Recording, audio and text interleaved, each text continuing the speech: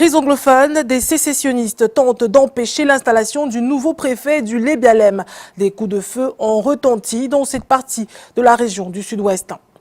Prolongement du boulevard de la République à Douala, on s'achemine vers la fin des travaux. Après une interruption de plusieurs mois, les engins du génie militaire sont de nouveau à l'œuvre. Ceci au grand bonheur de la population. Voilà pour les titres.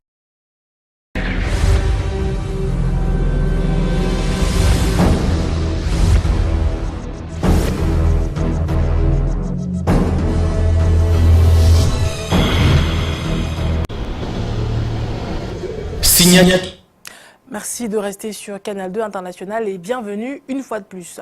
À Meidi, dans le sud-ouest, les sécessionnistes ont tenté de défier l'autorité de l'État. Ils voulaient entre autres empêcher le bon déroulement de la cérémonie d'installation du préfet du Lébialem. Ces assaillants s'en sont pris au convoi du gouverneur à l'aller comme au retour. Inès Ondouambala nous en dit plus. Le département du Lébialem, dans la région du sud-ouest, autrefois l'une des localités paisibles du Cameroun, est aujourd'hui l'épicentre des actes terroristes perpétrés par des activistes sécessionnistes. Il n'est pas superflu de rappeler que le préfet sortant de cette circonscription administrative a été récemment victime d'une attaque terroriste. Quand ça prend d'abord le délégué au milieu. Par où? Par ici derrière? Par derrière. Par derrière, c'est là. Par derrière. C'est quand on est arrivé, on a vu le poteau en route. On n'a même pas eu le temps de ralentir.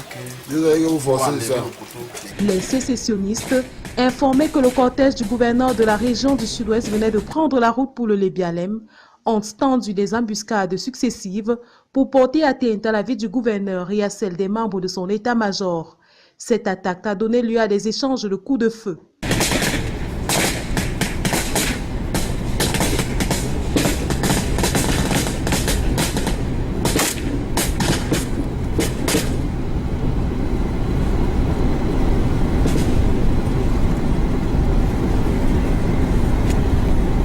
Malgré l'insécurité ambiante, le gouverneur Okala Bilay a procédé à l'installation du nouveau préfet du Lébialem.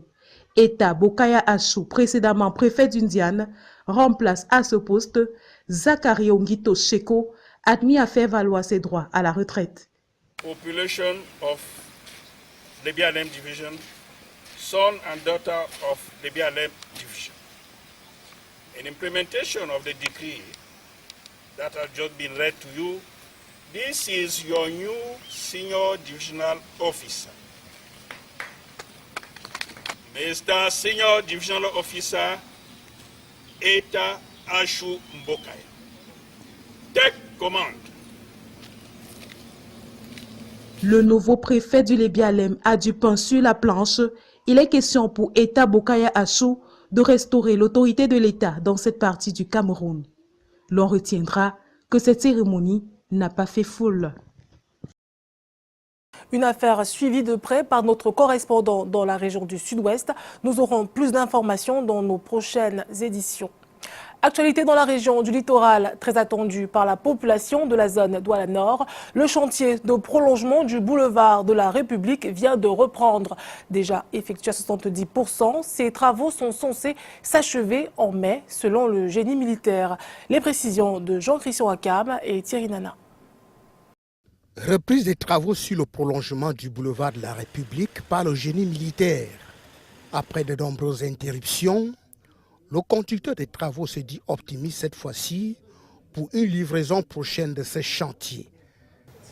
Oui, c'est vrai que les gens ont beaucoup attendu la fin de ces travaux.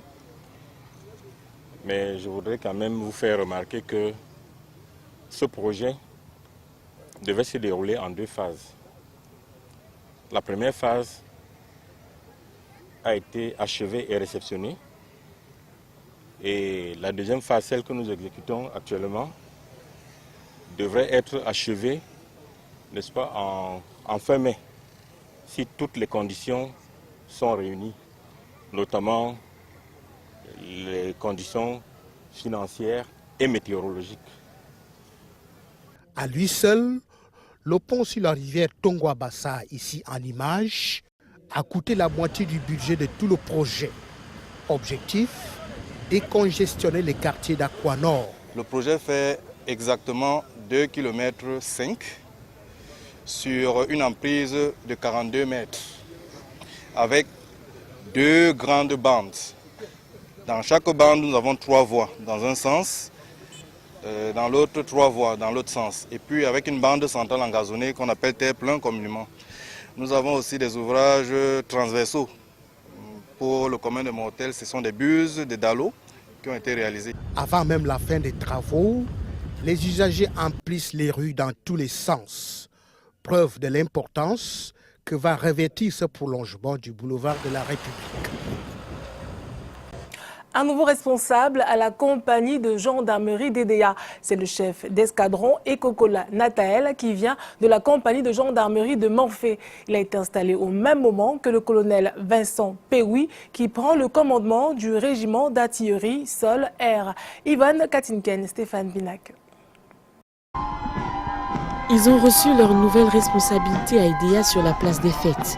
Le nouveau commandant du régiment d'artillerie sol-air et le nouveau chef d'escadron, commandant de la compagnie de gendarmerie d'EDA. Ils ont été installés à leur poste le 20 avril 2017. Nous allons nous mettre au travail. Comme j'ai l'habitude de dire, chaque fois que vous travaillez dans la légalité, rien ne peut vous empêcher de réussir. Mais avant ça, je vais dire merci à votre commandement pour cette confiance que j'ai promis de ne pas trahir la très haute hiérarchie. J'ai les collaborateurs qui sont déjà sur le terrain et avec la participation de tout un chacun, surtout la population, parce que la gendarmerie ne peut pas réussir sans la collaboration étroite de la population. Nous avons besoin de cette synergie pour réussir. Ce sont 2 nouveaux officiers à l'expérience avérée qui vont désormais s'occuper de la sécurité des personnes et des biens des citoyens de la Sanaga maritime. La gendarmerie ne peut pas réussir sans la collaboration étroite de la population. Nous avons besoin de cette synergie pour réussir. Il y a ce qu'on dit souvent, la gendarmerie de proximité. On doit toujours travailler en étroite collaboration avec la population. Sans ça, nous ne pouvons pas réussir. La population est donc garantie de cette collaboration fructueuse qui s'annonce et déjà les attentes sont nombreuses. Nous espérons que avec les engagements que le commandant a pris à la place de fête, nous sommes sûrs que quelque chose va être fait par rapport à sa présence ici à EDA. Le nouveau Comrasa est donc un produit de la Royale Militaire au Maroc qui vient du bureau de formation de l'école de l'armée de terre. Et le nouveau commandant de compagnie, quant à lui, vient de la compagnie de gendarmerie de Morphée. Il remplace à ce poste le chef d'escadron, Douad Patrice, qui va, quant à lui, le remplacer en Morphée.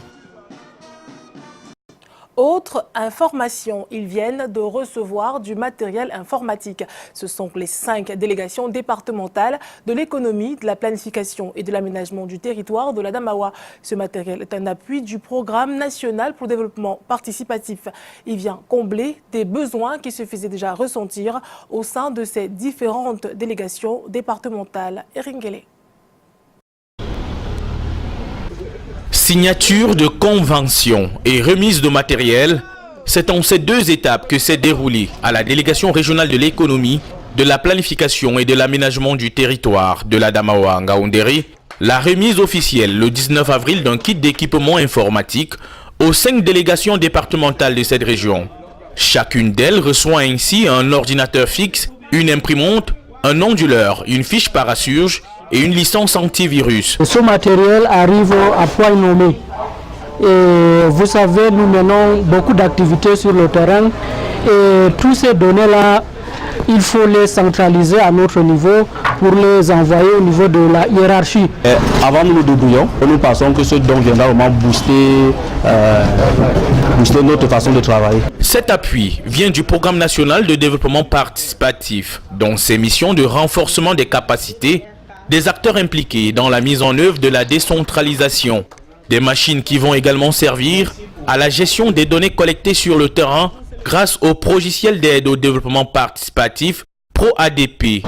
Il permet justement de rédiger les différents rapports de suivi et évaluation de la mise en œuvre du programme sur le terrain. Il permet également d'utiliser ou d'exploiter, je dirais, des différents logiciels conçus par le PNDP pour un rendement efficace. Voilà qui va donc apporter un plus au processus de décentralisation et au développement local dans la région Château d'Eau du Cameroun. Parler de jeunesse et de développement numérique.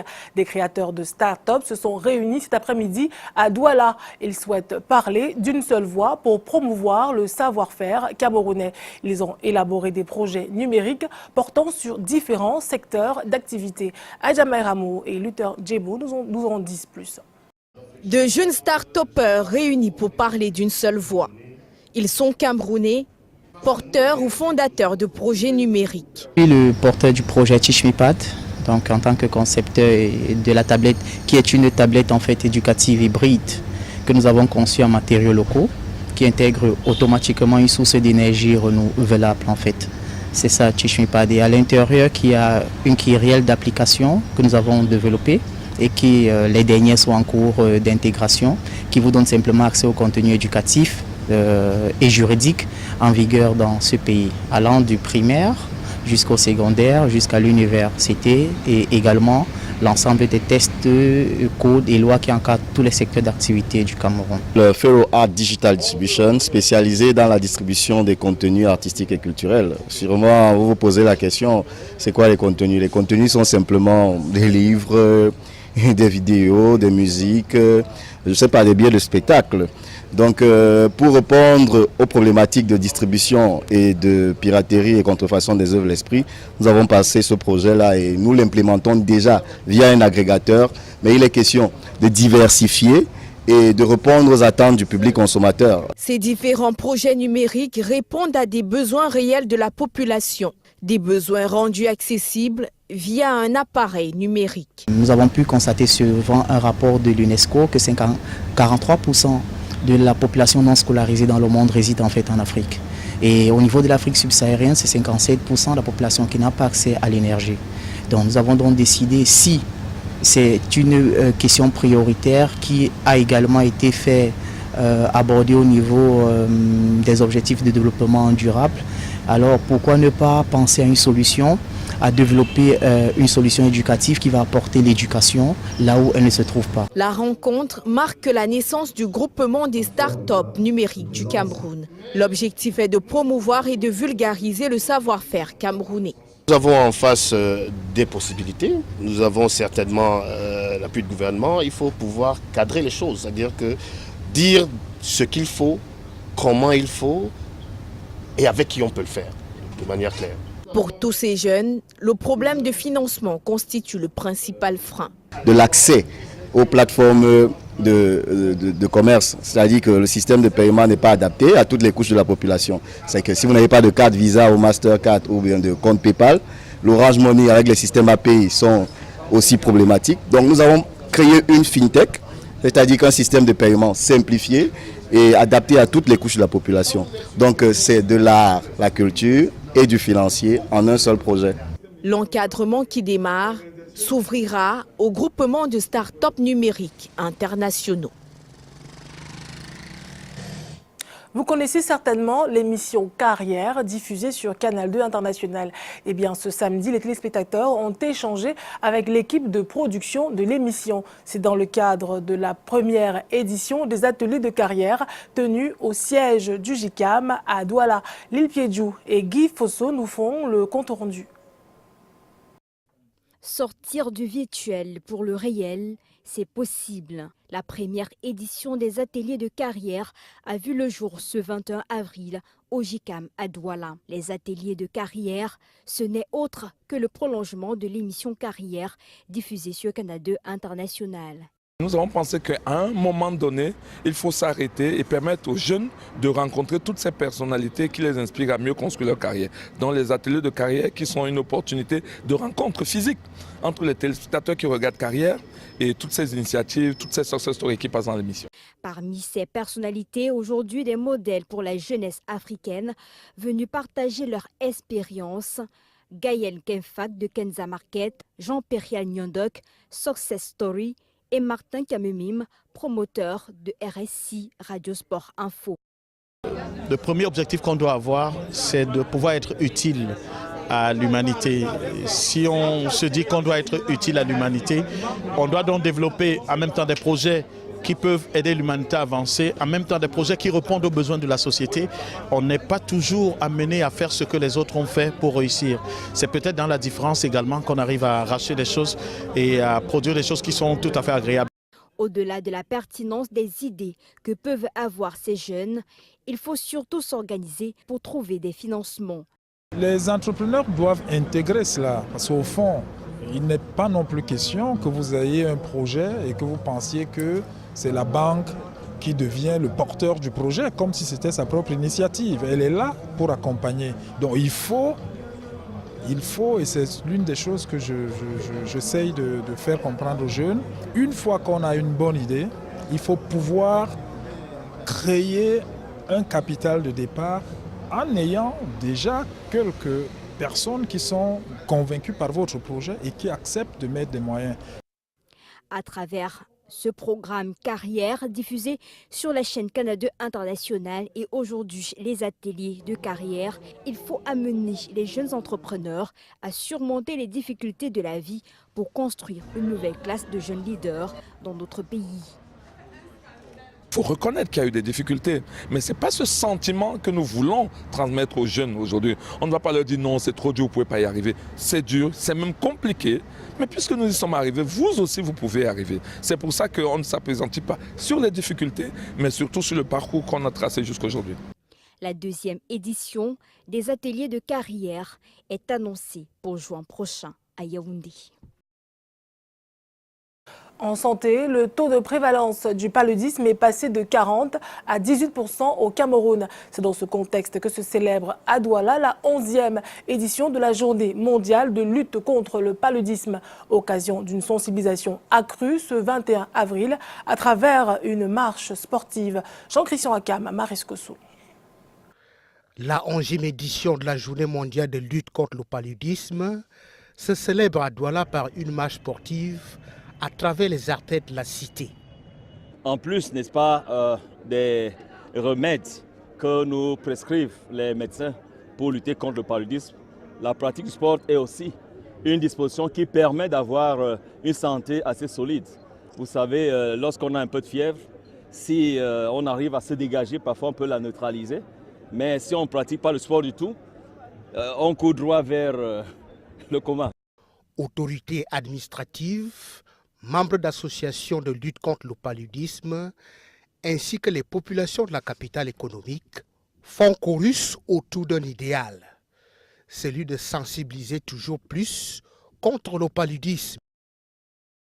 Nous avons voulu manifester à travers cette marche une forme de sensibilisation élargie auprès des populations pour qu'elles adhèrent plus facilement aux politiques gouvernementales que sont l'utilisation de moustiquaires imprégnés d'insecticides et également profiter de cette occasion pour dire aux uns et aux autres que la prise en charge du paludisme chez les enfants de moins de 5 ans est gratuite dans les formations sanitaires publiques et privées et également une prévention est assurée chez la femme enceinte. De 40 à 18% de taux de prévalence, l'on peut se satisfaire du chemin parcouru. De quoi remercier tous les acteurs impliqués tout en restant éveillés. La raison de cette mobilisation, c'est la sensibilisation. Le paludisme est une maladie qu'il faut combattre de manière continue et pendant longtemps. Il ne faut jamais se fatiguer de lutter contre le paludisme. C'est ici, au poste de Bounandjor, que se joue l'apothéose ce 21 avril. Point de départ et de chute de la marche. Fin du journal, merci de l'avoir suivi. Votre soirée sur Canal 2 International se déroulera avec humour. À partir de 21h30, vous aurez la caravane de l'humour qui met en scène la crème des humoristes camerounais. Je vous souhaite donc de passer une excellente fin de soirée sur Canal 2 International et retrouvons-nous demain dès 20h.